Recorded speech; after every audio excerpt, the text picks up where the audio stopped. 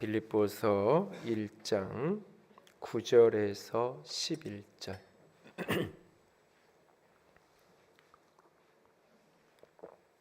9절에서 11절 말씀까지 다 함께 읽겠습니다. 내가 기도하노라 너희 사랑을 지식과 모든 총명으로 점점 더 풍성하게 하사 너희로 지극히 선한 것을 분별하며 예수 그리스도로 말미암아 의의 열매가 가득하여 하나님의 영광과 찬송이 되기를 원하노라. 아멘. 기도합니다. 영광의 하나님, 사랑의 하나님, 이 시간 주의 음성을 듣기 원합니다.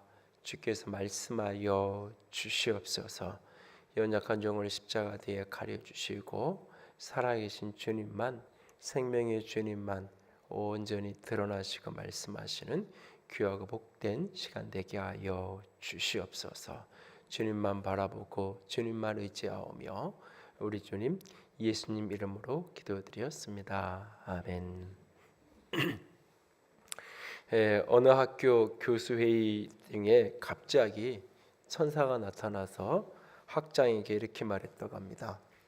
당신의 청렴 결벽하고 정직한 삶에 대해서 하나님이 상을 주시기로 결정했습니다. 많은 돈과 무한한 지식 그리고 최고의 아름다움 중에 당신이 원하는 한 가지를 드리겠습니다. 그러자 학장은 조금의 주저함도 없이 대답합니다. 무한한 지식을 가지고 싶소. 이제 당신은 무한한 지식을 갖게 되었습니다. 그리고는 천사가 떠나갑니다. 놀라움을 금치 못하고 있던 다른 교수들이 후광에 번쩍이는 학장을 보면서 있을 때 한 교수가 이렇게 말합니다. 무슨 말씀을 좀 해보세요. 그러자 학장님은 한숨을 내쉬면서 이렇게 말했다고 합니다. 이런 제길 돈을 달라고 했어야 하는 건데 내가 왜 그걸 달라고 그랬을까? 이런 이야기를 했다고 하는데요. 꾸며낸 이야기지만 만약 여러분에게 이런 일이 벌어진다면, 이런 상황에 내가 놓인다면 여러분은 무엇을 달라고 구했을 것 같습니까? 바울은 빌립보 교회와 그 성도들을 유달리 사랑했습니다. 그래서 바울이 그 빌립보 교회와 그 성도들을 사랑하는 마음을 표현하면서 그리스도의 심장으로 내가 너희를 사랑한다. 그만큼 바울은 빌립보 교회를 깊이 사랑했고 그 생각할 때마다 그들을 생각할 때마다 감사했고 그들을 이렇게 기도의 자리에 엎드릴 때마다 빌립보 교회와 그 성도들을 위해서 기도했다라고 말하고 있습니다. 바울이 그렇게까지 사랑하면서 기도했던 이유는 빌립보 교회 성도들이 그들이 바울을 그만큼 사랑했기 때문입니다. 바울이 처음 복음 사역을 시작하는 그 처음부터 지금까지 그들은 바울의 많은 것들과 함께하면서 그 복음의 일에 함께 동참하고 참여하는 사람이 되었던 것을 봅니다. 이것을 이제 성경의 다른 부분들하고 연결시켜서 보면 그들이 특별히 경제적으로 빌립보 교회는 굉장히 가난한 교회였고 가난한 성도들이었음에도 불구하고 그 바울의 사역에 힘써 헌신하며 함께 동참했던 그런 모습들을 보게 됩니다. 그런 어떤 빌립보 교회 성도들의 바울을 향한 사랑, 그리고 그런 사랑받는 바울의 입장에서 또 바울 빌립보 교회를 특별한 사랑으로 사랑했던 그 아름다운 관계의 모습이 이 빌립보서의 주된 흐름으로 전개되는 것을 볼 수 있습니다. 그렇게 바울이 빌립보 교회를 그리스도의 심장으로 사랑했다고 말합니다. 그렇게 사랑하는 교회를 위해서 바울이 무엇을 기도했을까? 그 기도했던 내용이 오늘 함께 읽었던 9절에서 11절까지의 말씀입니다. 9절에서 11절 본문 우리 한 번 더 같이 읽어볼까요?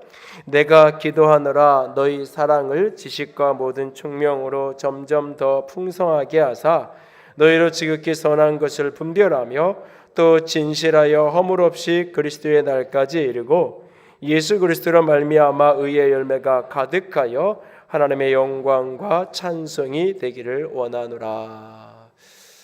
바울이 그렇게 그리스도의 심장으로 사랑하는 교회를 위해서 기도하는 이 짧은 기도문은 그 하나님의 영광된 그리스도인의 삶, 하나님의 영광된 교회의 모습이 어떤 모습이어야 하는지를 아주 잘 보여주는, 그리고 특별히 그 사이사이에 논리적 상관관계가 연쇄고리처럼 이렇게 꿰어져 있는 그런 본문을 우리가 만납니다.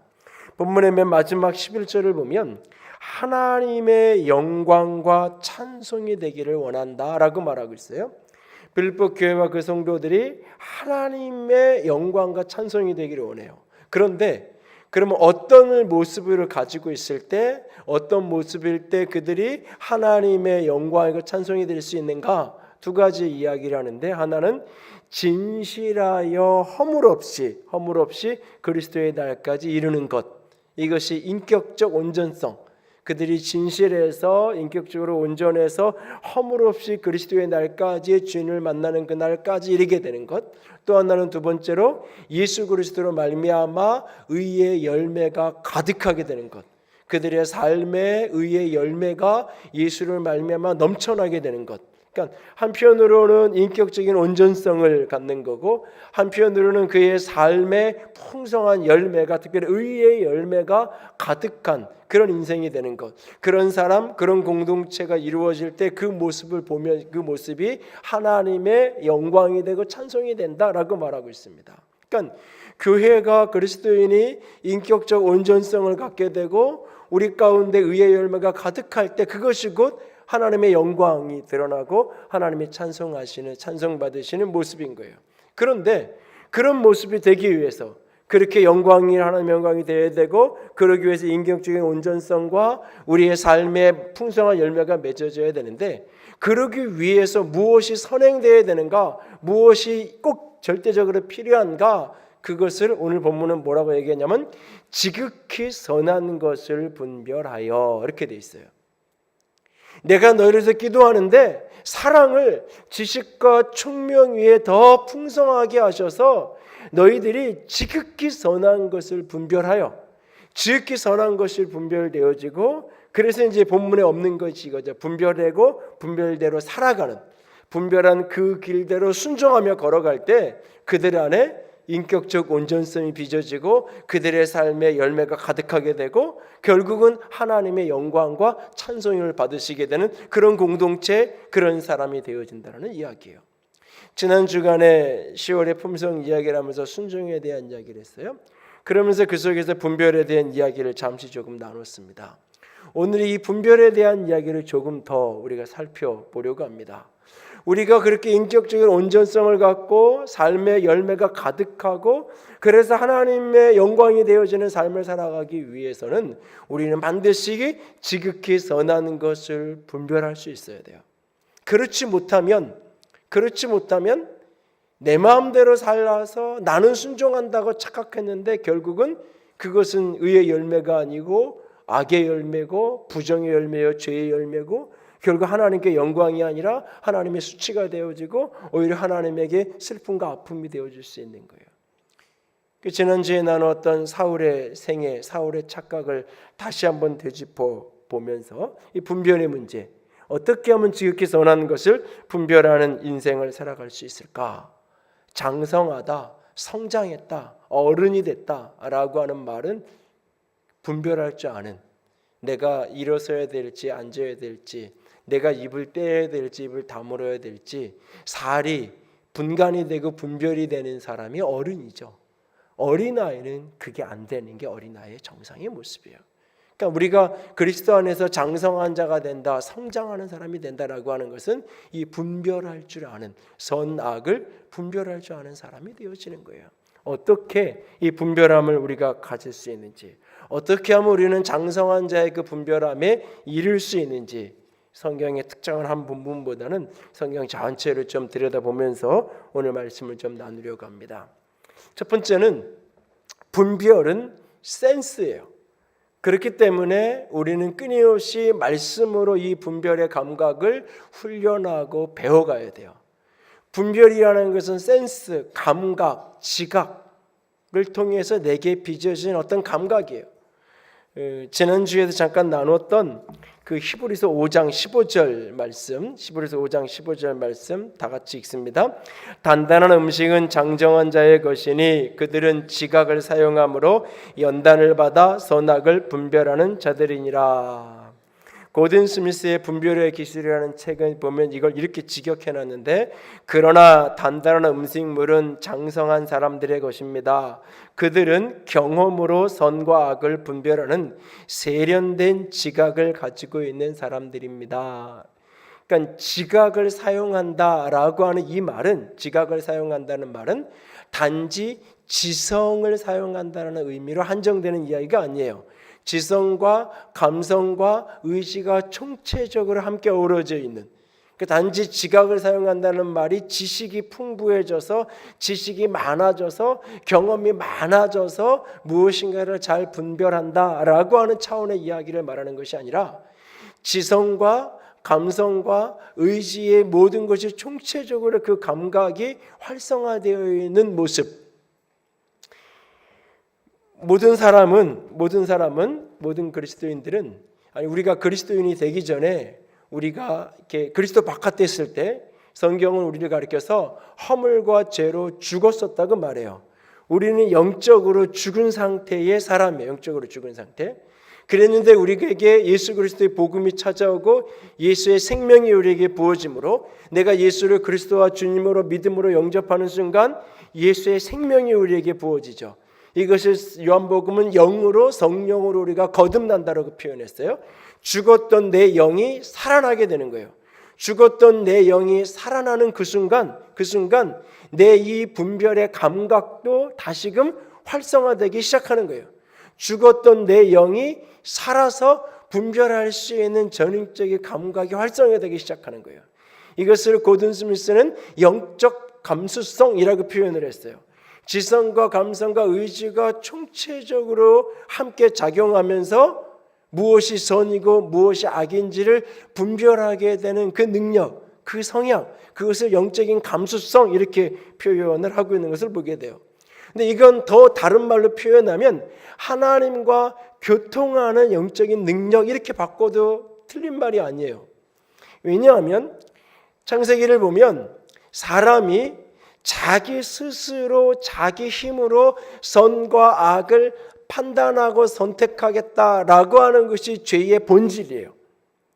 하나님이 선악을 알게 하는 나무를 주셨는데, 그리고 이 선악을 알게 하는 나무의 열매를 따먹으면 반드시 죽는다고 말씀하셨는데, 이 선악을 알게 하는 나무의 열매에 어떤 성분이, 어떤 효소가 있어서 그걸 먹으면 내 눈이 밝아지고, 그걸 먹으면 내가 지혜롭게 되어지는 어떤 능력을 가진 열매가 아닌 거예요. 이 선악을 알게 하는 나무의 열매에 어떤 초월적인 능력이 있는 게 아니에요. 그 나무 자체가 우리에게 계시하는 거예요. 선악을 안다라는 건 뭐냐? 하나님의 말씀에 순종하는 것. 이걸 먹으면 반드시 죽는다라고 하는 말씀을 믿고 받아들여서 내가 순종하는 것. 그것이 선이고, 그 순종의 선을 통해서 내가 경험하게 되는 것이 생명이고 에덴의 환희를 경험하게 되는 것이고, 하나님의 말씀에 불순종하는 것이 악이고, 그 악을 통해서 우리에게 찾아오는 게 뭐냐? 우리에게 죽음이고 우리에게 저주가 된다라고 하는 것을, 선악을 알게 하는 나무 자체가 우리에게 선악을 알려주고 있는 거예요.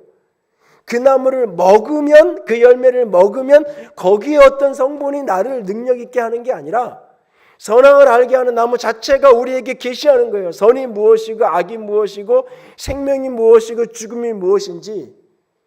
불순종이 악이고 그것이 죽음이요, 그것이 저주고, 하나님께 순종하는 것이 선이고 그것이 생명의 길이라는 것을 우리에게 보여주는 거예요. 그런데 사단은 아니야, 내 스스로 그것을 선택하라고 이야기하고 있죠. 스스로. 그러니까 인간이 스스로 선악을 선택하겠다고 나서는 게 죄의 본질이에요. 그리고 그 죄의 결과로 인생은 결국은 죽음을 경험하게 되는 거예요. 온 세상의 삶이 죽음의 구렁텅이로 바뀌는 거예요. 부부간에 저주하고 집착하고 지배하려는 관계로 왜곡되어지고, 형제간에 내 제사를 받지 않았다고 해서 동생을 쳐 죽이는 비극적인 죽음의 공동체, 죽음의 세상으로 바뀌어지게 되는 거예요. 죄의 결과로 결국은. 그런데 문제는 세상이 그렇게 계속 살아가는 이유가 뭐냐면 분별하는 능력이 없으니까. 무엇이 선이고 무엇이 악인지 분별하는 능력이 없는데 스스로 분별할 수 있다고 착각하고 살아가니까 계속 악을 선택하고 사는 거예요. 무엇이 생명의 길인지 죽음 사망의 길인지 모르는데 그 분별하는 능력이 없는데 그걸 나는 있다고 스스로 착각하니까 끊임없이 악을 선택하고 끊임없이 죽음을 선택하며 살아가게 되는 거예요. 이 세상이 죽음의 세상으로 변질되어지고 왜곡될 수밖에 없는 거예요. 그것을 에베소서에서는 감각 없는 사람들이라고 표현을 해요. 에베소서 4장 19절 다 같이 읽습니다. 그들이 감각 없는 자가 되어 자신을 방탕에 방임하여 모든 더러운 것을 욕심으로 행하되, 사람들이 방탕하고 더러운 것을 욕심으로 행하는데 더러운 것을 알면 가지 않아요.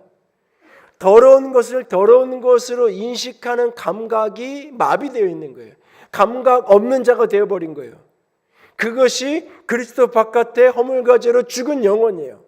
그 영혼이 예수 그리스도의 생명이 부어지는 순간, 예수를 구주하심으로 믿고 주의 영이 그에게 부어지는 순간 다시 하나님의 생명으로, 부활의 생명으로 다시 살아나서 그에게 다시 영적인 감각이 활성화되기 시작하는 거예요.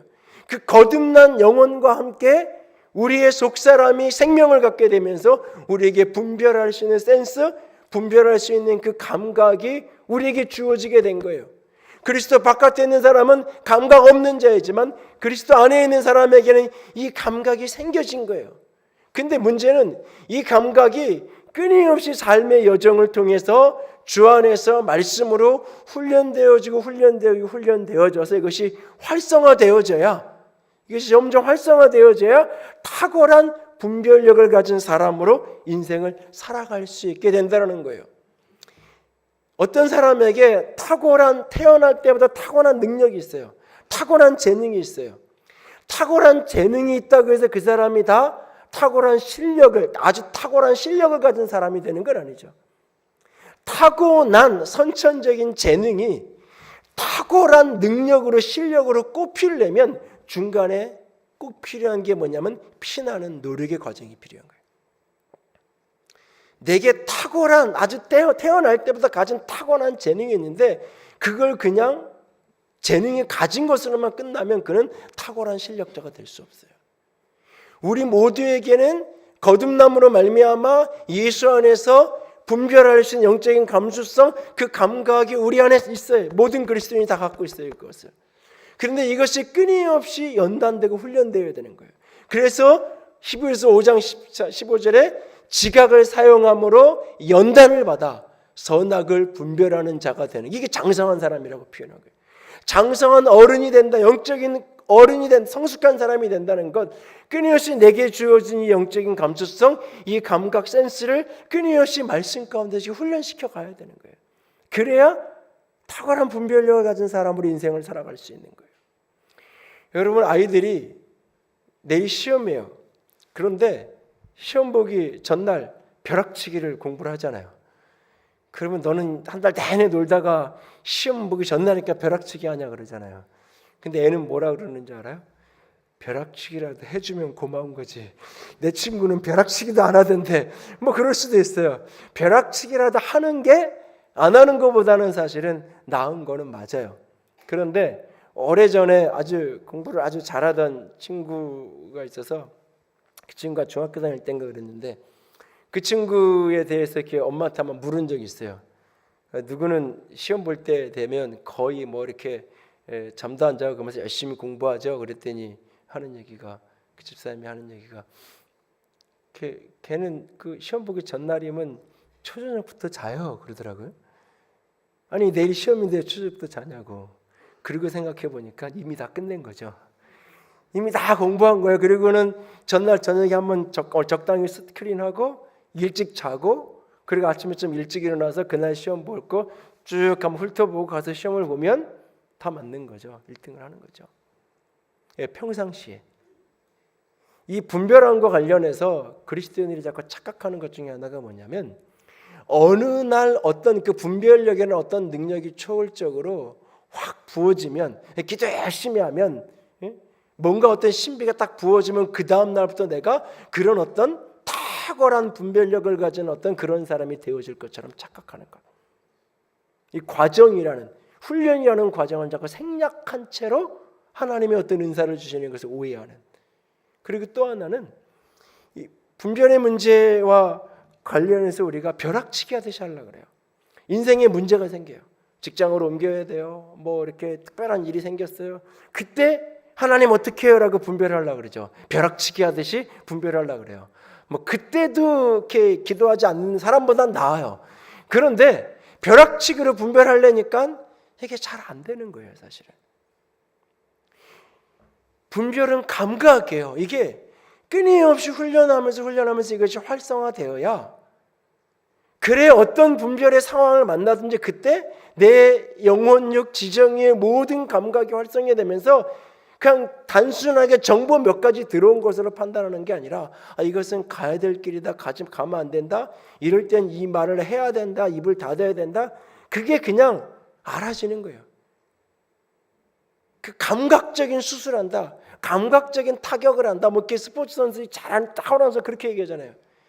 탁월한 재능이 있어야 태어날 때부터. 근데 수없이 노력하고 헌신하고 훈련해서 그 과정을 거쳐가면서 그런 감각적인 능력으로 꼬링을 하고 홈런을 칠 수 있는 실력자가 되는 거죠.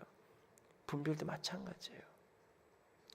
그래서 여러분들이 끊임없이 듣는 기도의 훈련을 하셔야 돼요.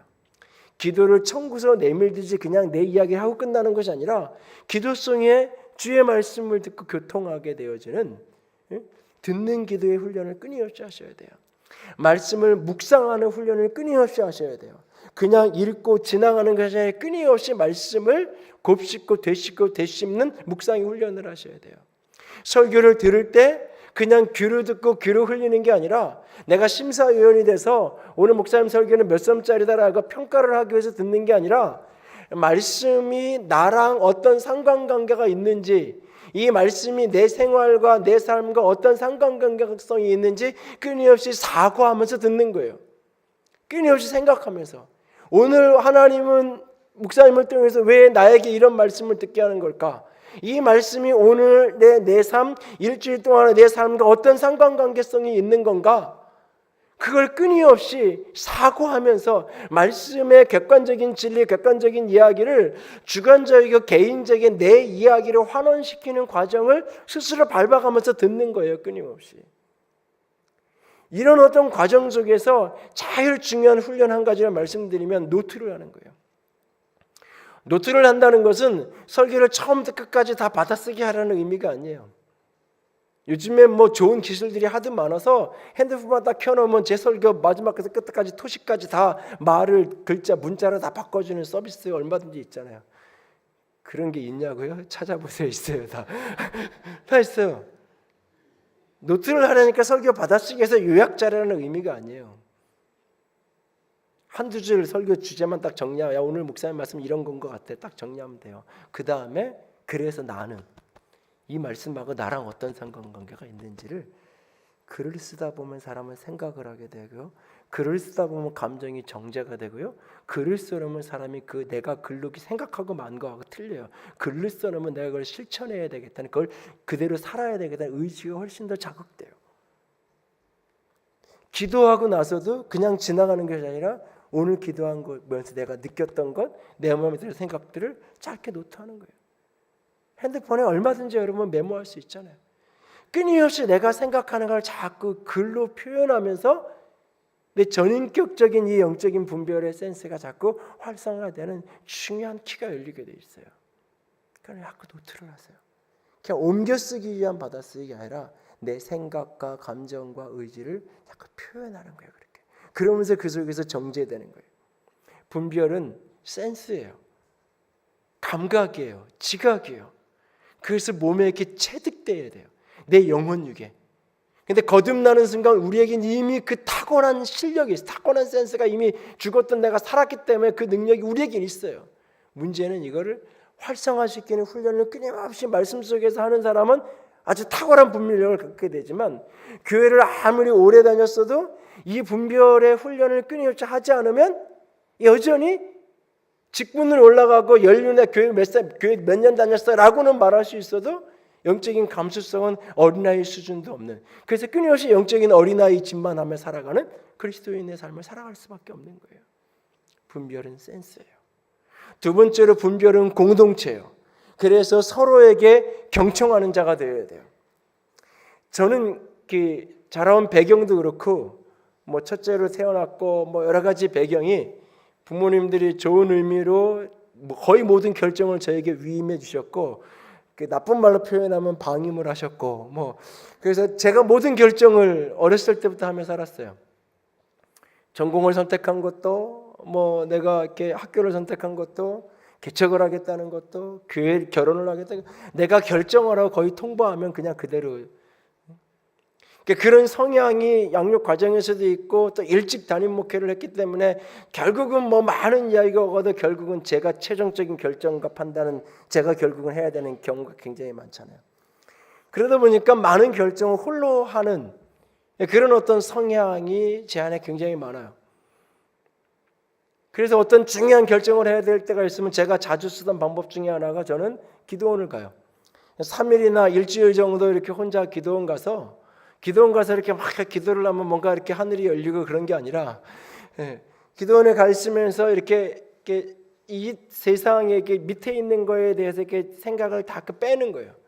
그러면 이렇게 마음의 생각이나 갈피가 조금 이렇게 단순해질 때가 있어요. 복잡했던 것들이 단순해지면서 그냥 이렇게 이게 옳은 것 같다, 이게 맞는 것 같다라고 하는, 그냥 이렇게 짧으면 3일, 길면 한 일주일 정도, 특별히 금식을 하면 부르짖는 기도가 금식을 하면 안 되잖아요.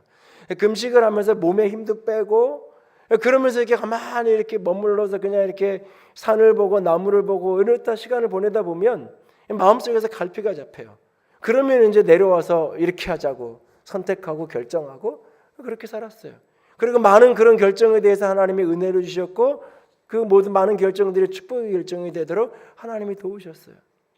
그런데 그럼에도 불구하고 어느 시점에 하나님 앞에 깊이 제가 회개하면서 하나님 앞에 깨닫게 하신 것 중에 하나가 뭐냐면, 그것이 얼마나 교만한 거고 그것이 얼마나 미련한 행동인지, 분별과 선택을 끊임없이 홀로 모든 것을 하려고 하는 것, 그것이 얼마나 하나님 앞에서 어리석은, 하나님의 뜻은 나만 분별할 수 있다 끊임없이 착각하는.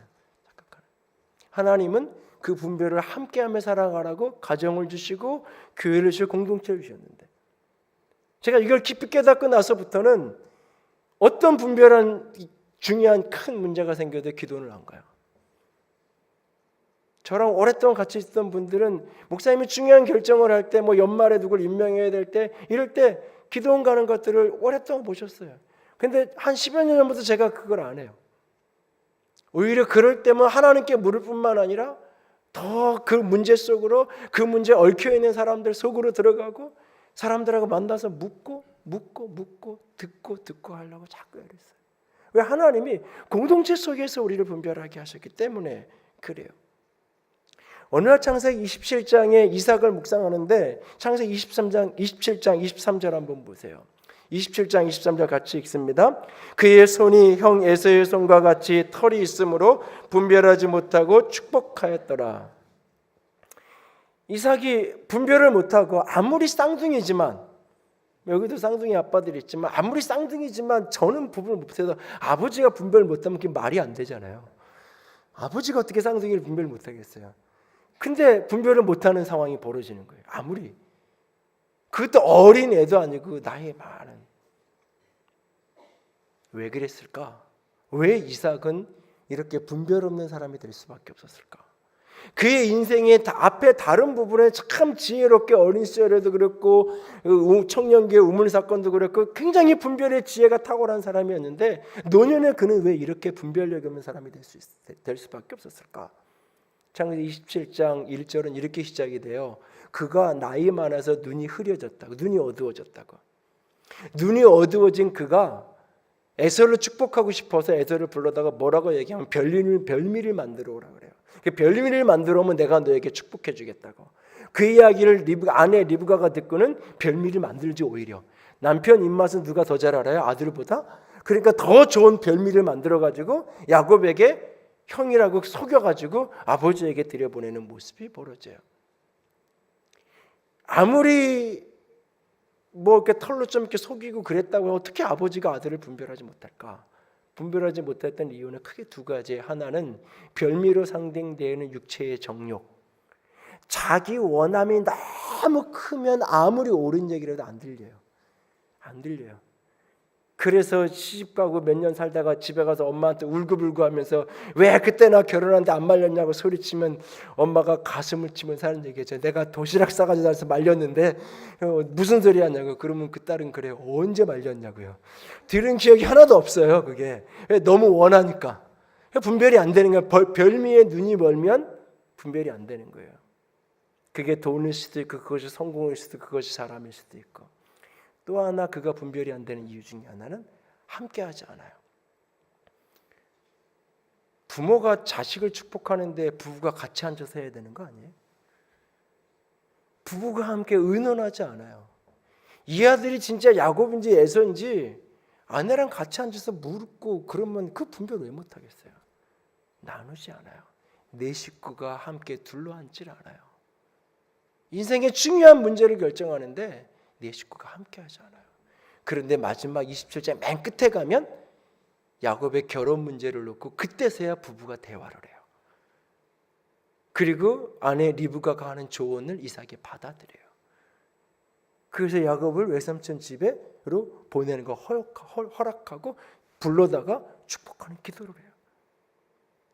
왜 노년의 이삭이 분별력을 잃어버렸을까?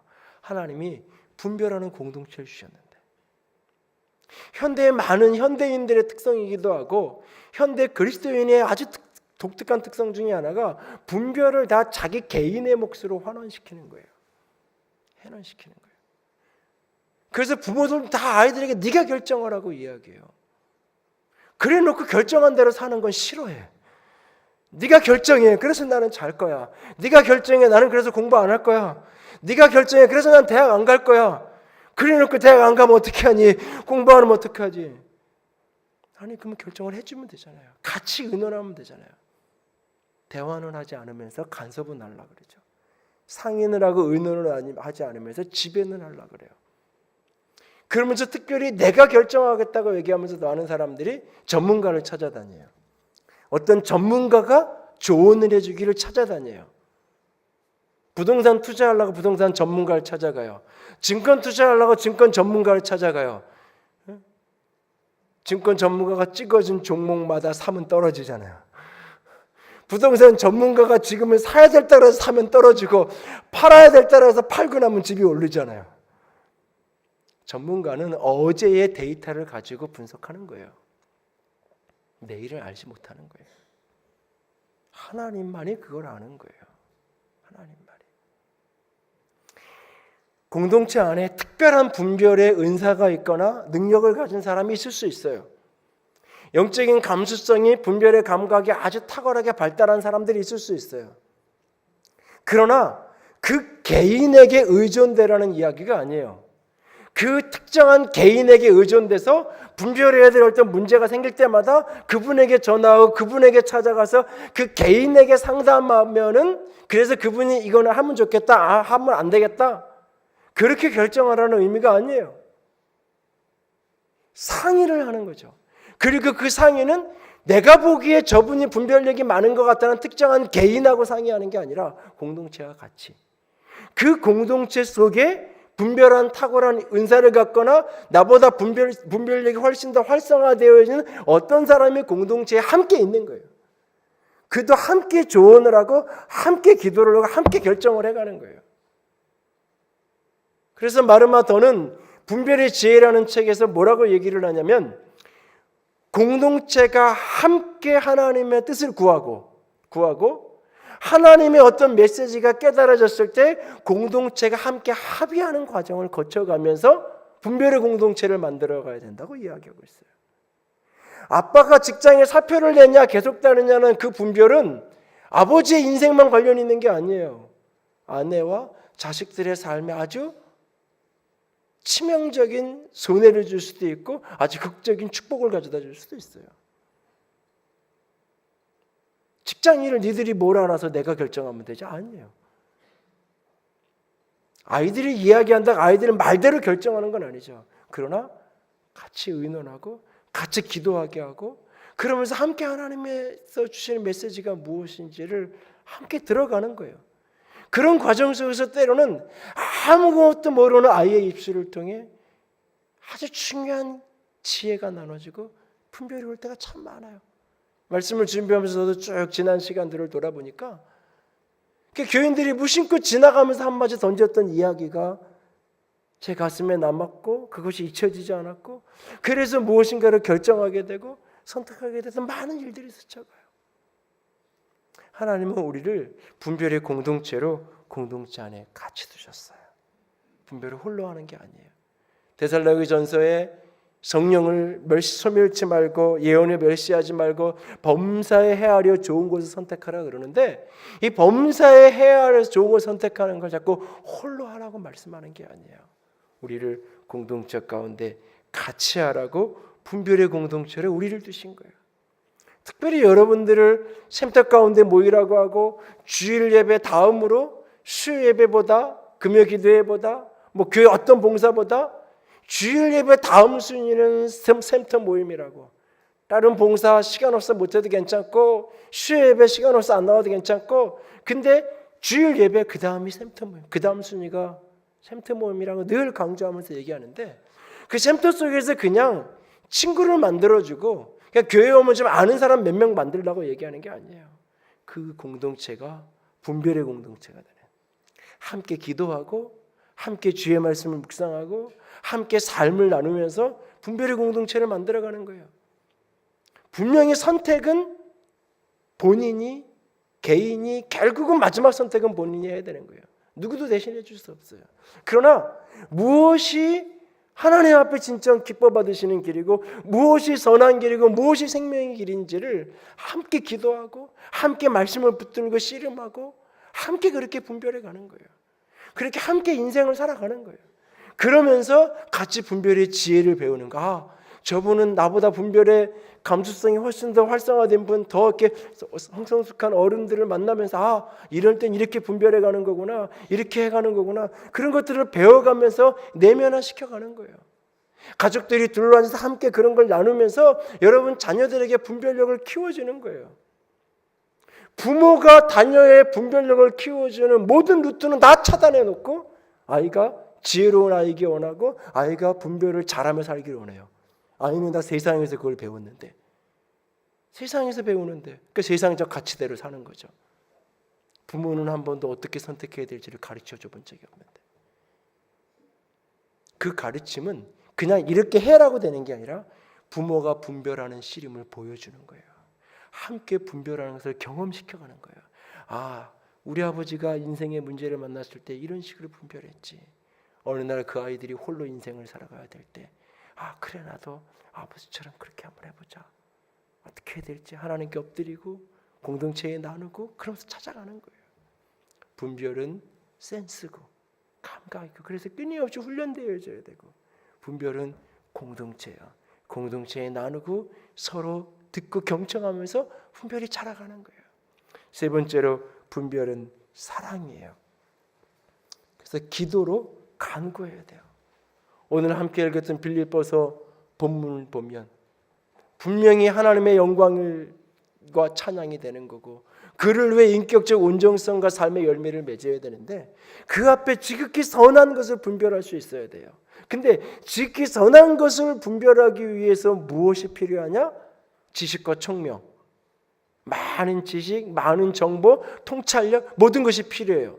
그런데 그것이 무엇과 함께 풍성해져야 되냐면 오늘 본문을 보니까 사랑과 함께 풍성해져야 된다고 말하고 있어요. 너희 사랑을 지식과 모든 총명으로 점점점 풍성하게 하사 지극히 선한 것을 분별하게 되기를. 여러분이 무엇인가를 분별하려는 목적이 뭐예요? 조금 더 성공하려고요?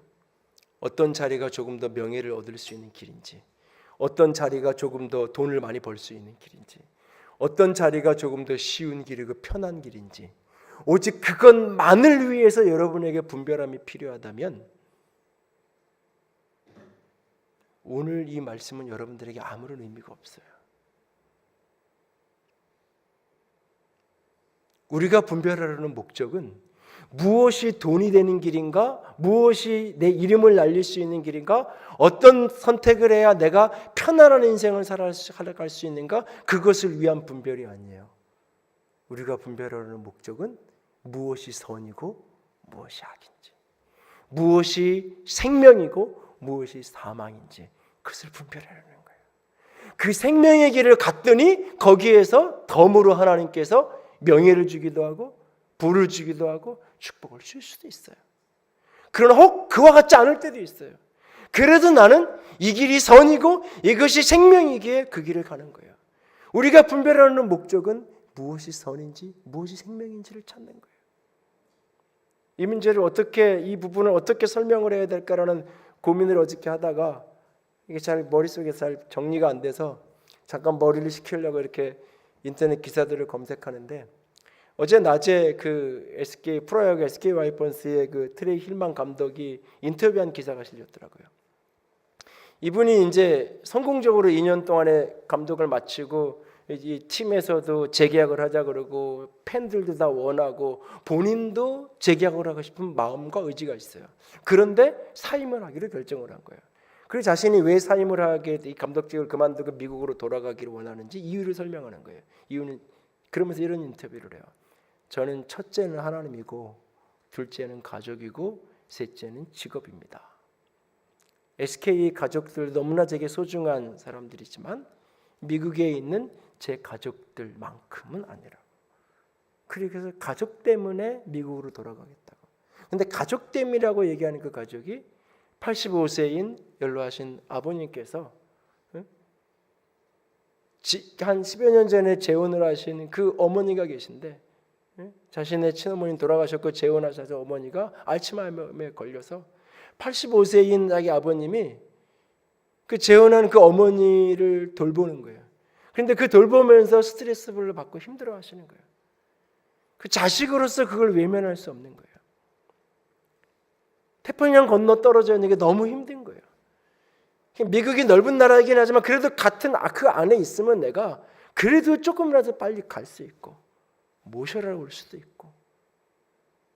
내가 그렇게 인터뷰 기사를 쭉 읽으면서 단순히 가족이 먼저다 이런 걸 떠나서 이 사람은 돈보다 명예보다 성공보다 사람에 대한 애정, 사람에 대한 사랑이 중요한 선택과 판단의 기준이구나.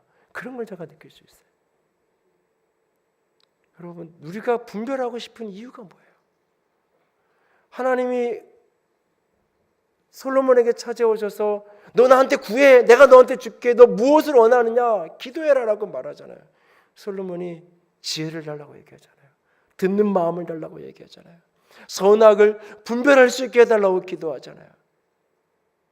그가 부를 위해서 이걸 구했나요? 성공을 위해서 구했나요? 아니요, 사랑을 위해서. 저 백성들을 사랑하고 내가 왕으로서 선택 하나 잘못하면 어떻게 이 나라가 위기로 몰아갈 수 있는지를 알기에. 그 대표적인 예가 유명한 솔로몬 재판이라고 알려져 있는 그 재판의 과정에 나오잖아요. 한 아이를 두고 두 여자가 동시에 자기 아이라고 주장하는 그 장면 속에 분별을 해야 되잖아요. 기기적인 분별을 해요. 반 잘라서 서로 둘 다 자기 애라 그러니까 아이를 반으로 쪼개서 반반씩 나눠주라고. 그 이야기를 듣는 순간 그 아이의 생모는 마음이 불붙는 듯하죠. 이 마음에 오는 이 격정을 견딜 수가 없죠. 그래서 그 아이를 죽이지 말라고, 그 아이를 그냥 저 여자에게 주라고, 그 아이를 죽이지만 말아달라고. 근데 다른 여인은 나도 못 가지니까 너도 갖지 마. 내 것도 안 되니까 네 것도 되면 안 돼. 그러니까 왕의 말대로 반 나눠서 주세요. 솔로몬이 뭐라 그래요? 그 아이를 죽이지 말고 저 여자가 그 아이의 어머니다. 갖다 주라 그러죠. 솔로몬이 그 사건 속에서 분별함 속에서 분별의 기준이 뭐예요? 사랑이에요. 그 어머니의 불붙는 사랑을 볼 줄 아는 거예요. 기계적으로 옳고 그름을 나누고 기계적으로 반씩 나눠 가자 이게 아니에요. 그 속에 사랑으로 분별하는 지혜가 그 속에 있는 거예요. 여러분의 분별이 사랑이 될 수 있기를 원합니다. 사람에 대한 사랑, 영혼에 대한 사랑, 공동체에 대한 사랑, 이 사랑이 내게 부어져야 온전한 분별을 할 수 있어요. 기계적인 세상에 수많은 정보가 우리에게 쏟아지는데 수많은 지식을 더 많이 쌓으면, 더 많은 공부를 하면 더 똑똑한 분별을 할 수 있는 게 아니에요. 수많은 정보들이 사랑을 풍성하게 해요. 내 내면의 사랑을 더 넘쳐나게 할 때 나는 생명의 선택을 할 수 있는 거예요. 나는 선한 길을 걸어갈 수 있는 거예요. 분별은 센스예요. 분별은 공동체예요. 분별은, 여러분이 분별은 사랑이에요. 나는 어떻게 걸어가야 되는가? 하나님 앞에 이 분별의 은혜를 끊임없이 구할 수 있기를 원합니다. 그날 바울은 분별해야 했어요. 예루살렘으로 떠나야 되는가? 반대로 가야 되는가?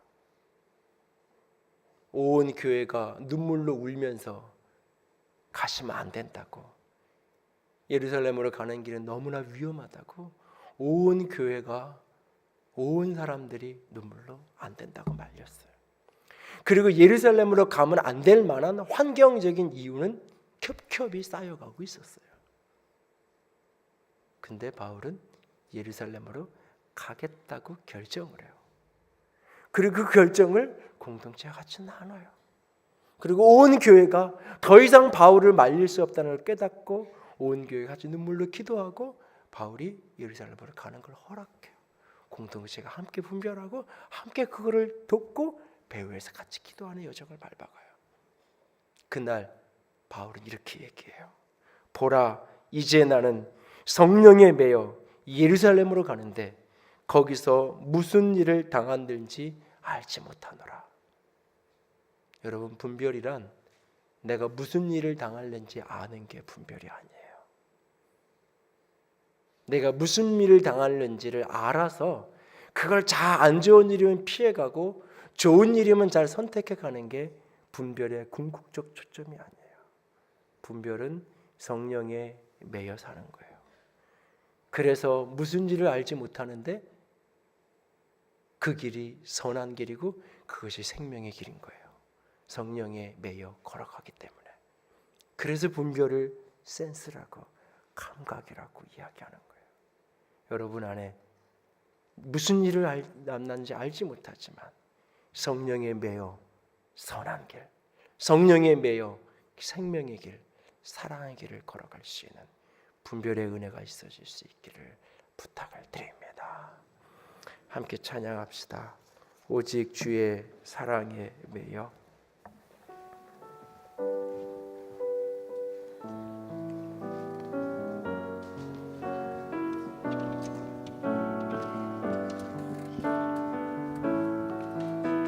오직 주의 사랑에 매여 내 영 기뻐 노래합니다. 주의 사랑에 매여 내 영 기뻐 노래합니다. 이 소망의 언덕 기쁨의 땅에서 주께 사랑 드립니다. 오직 주의 임재 안에, 오직 주의 임재 안에 가셔 내 영 기뻐 찬양합니다. 이 소명의 언덕 거룩한 땅에서 주께 경배드립니다. 주께서 주신 모든 은혜, 주께서 주신 모든 은혜 나는 말할 수 없네. 내 영혼 즐거이 주 따르렵니다. 주께 주께서 주신 모든 은혜, 주께서 주신 모든 은혜, 나는 말할 수 없네. 내 영혼 즐거이 주 따르렵니다.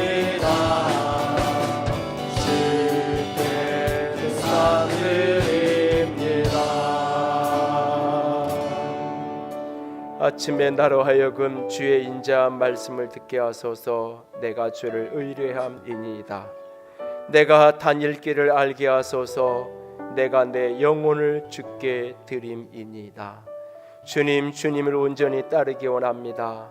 분별하게 하여 주시옵소서. 분별의 센스가 더 활성화되기 위하여 훈련하기로 작정합니다. 공동체에 귀 기울여 묻고 듣는 자가 되겠습니다. 그리고 그 무엇보다 사랑을 따라 선택하고 사랑으로 분별하는 자가 되기를 원합니다. 주여, 분별의 영을, 그 은혜를 우리 안에 충만하게 하여 주시옵소서. 주께서 말씀하여 주시옵소서. 같이 기도합니다. 사랑의 하나님, 영광의 하나님, 주님만을 바라봅니다. 아버지의 영광과 아버지의 생명을 하여 주님만 바라보기 원합니다. 예, 주님, 내게 말씀하여 주시옵소서. 주님, 말씀하시옵소서. 주님, 원합니다. 아버지 하나님이여, 오늘도 나의 다닐 길을 알려주시옵소서. 내가 주님을 의지하며 주님만을 따르기로 작정합니다. 내가 주의 임재에 갇혀서, 내가 주의 성령에 매여서, 내가 주의 성령에 이끌려서 오늘도 분별하고 오늘도 그렇게 선택하며 살아가기로 작정합니다. 아버지,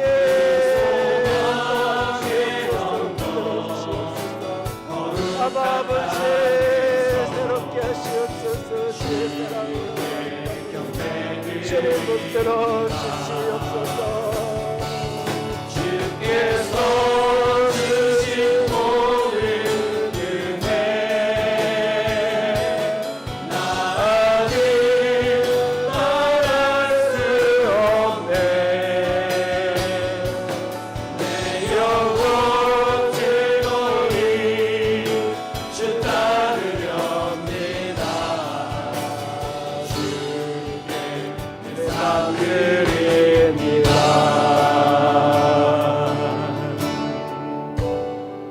주님, 진실하고 허물 없는 온전한 모습으로 주 앞에 서고 싶습니다. 의의 열매가 가득한 우리 주님 예수님으로 말미암아 의로운 아름다운 열매가 가득한 그런 인생이고 싶습니다. 그런 사람이 되고 그런 인생이 되어 하나님의 영광과 찬송이 되기를 그 누구보다 원합니다. 아버지, 분별함을 허락하여 주시옵소서. 지극히 선한 것이 무엇인지 분별하지 못하기에 아버지 어둠의 길을 걸어가고 여전히 아버지 하나님, 내가 판단하고 내가 선택하고 그래서 지옥과 같은 인생을 살아갈 때가 너무나 많습니다. 주님, 분별하게 하시옵소서. 생명의 길을 걷게 하시옵소서. 선을 이루게 하여 주시옵소서. 주님, 분별의 영으로, 분별의 은혜로 주의 백성들을 가득하게 하여 주시옵소서. 주의 이름으로 축복합니다. 주님 의지합니다. 우리 주님 예수님 이름으로 기도드렸습니다. 아멘. 이제는 우리 주 예수 그리스도의 은혜와 하나님 아버지의 놀라우신 사랑과 성령 하나님의 교통하시며 기름 부으시는 그 은혜가 오직 성령에 매여 살아가기를 원하는 온전한 분별의 사람 되기를 소망하는 모든 이들 위해 이제로부터 영원토록 함께 있을지어다.